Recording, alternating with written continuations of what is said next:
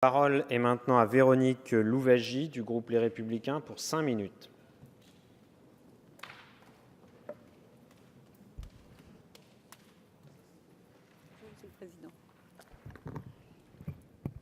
Monsieur le Président, Monsieur le Ministre, Monsieur le rapporteur, mes chers collègues, sur un certain nombre de sujets, le gouvernement donne hélas l'impression de succéder aux événements au lieu de les anticiper.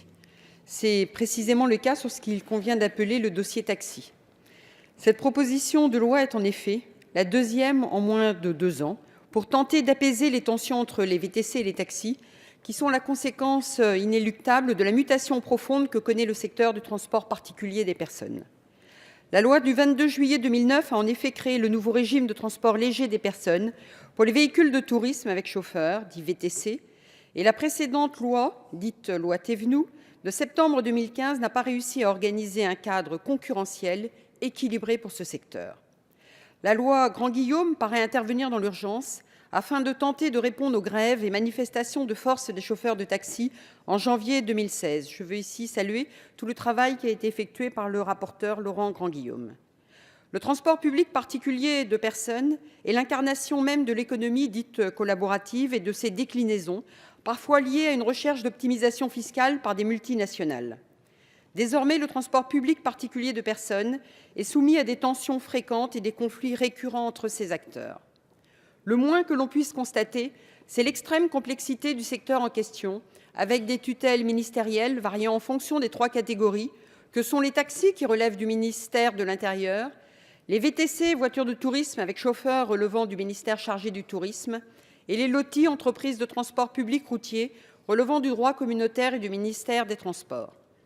Les usagers modifient leurs habitudes et s'adaptent à l'économie du partage et de la fonctionnalité, covoiturage, Autolib, Vélib, tout comme celui des collectivités avec la montée en puissance des réseaux de transport collectif. Par conséquent, ces mutations comportementales et technologiques nécessitent une adaptation des acteurs et du cadre juridique applicable, car certains ont le sentiment, parfois légitime d'ailleurs, de subir les effets d'une jungle, la maraude traditionnelle devant désormais tenir compte de la maraude numérique. Se pose alors avec une acuité nouvelle la question de son contrôle. Chacun est désireux de mettre un terme réel à cette question épineuse de la régulation de ce secteur qui connaît une cristallisation autour de la guerre des prix et donc des tensions grandissantes entre les VTC et les taxis. Tous ces éléments de constat alourdissent la donne et accréditent la thèse que les conditions d'une concurrence équilibrée dans le secteur ne sont pas réunies. La liberté d'entreprendre est fondamentale et elle doit se concilier avec la responsabilisation des acteurs et de tous les acteurs. La transparence ne doit pas demeurer un concept consensuel, elle doit se vérifier concrètement.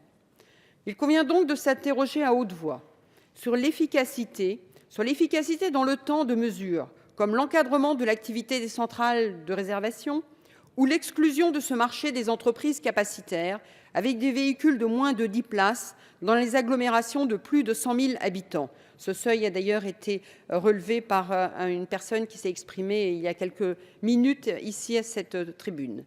Mais quid de la grande partie de 11 000 entreprises environ qui seraient exclues de ce marché en Île-de-France notamment et qui n'ont pas plus de 2 ou 3 véhicules? Les conséquences de cette interdiction pourraient être totalement contre-productives pour l'emploi et la pérennité de ces structures. L'article 2 crée un énième observatoire national et induit de nouvelles obligations au risque de rajouter de la complexité au mécanisme, alors que la simplification est un sujet que nous défendons les uns et les autres.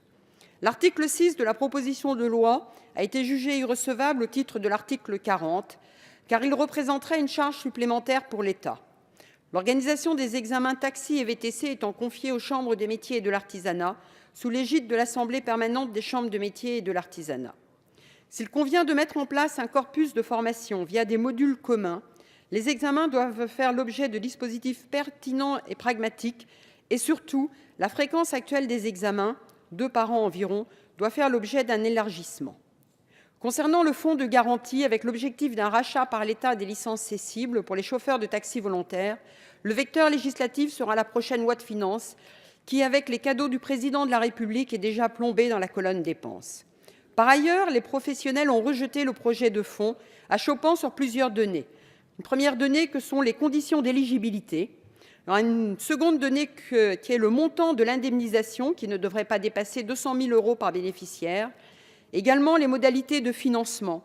100 millions par an jusqu'à épuisement, ce qui veut dire que ceux qui n'ont pas eu accès doivent patienter l'année suivante. Et enfin, ces sources de financement qui sont fondées sur le secteur, une taxe forfaitaire sur les réservations, un droit forfaitaire acquitté par les nouveaux entrants ou encore une taxe sur le chiffre d'affaires qui serait plutôt acquittée par les plateformes de réservation comme G7 ou Uber. En conclusion, cette proposition de loi paraît en décalage. En décalage car elle semble, je termine Monsieur le Président, brouillonne et partielle. En décalage car elle paraît précipitée. En décalage car sans soutien des organisations professionnelles, cette proposition risque fort de rester caduque. Et enfin en décalage car la vision court-termiste risque de cristalliser la situation et non de calmer les esprits. Je m'abstiendrai donc sur cette PPL car si certaines mesures sont acceptables, la méthode me semble inappropriée. Je vous remercie. Merci Madame Louwagie. La parole est maintenant à Madame Virginie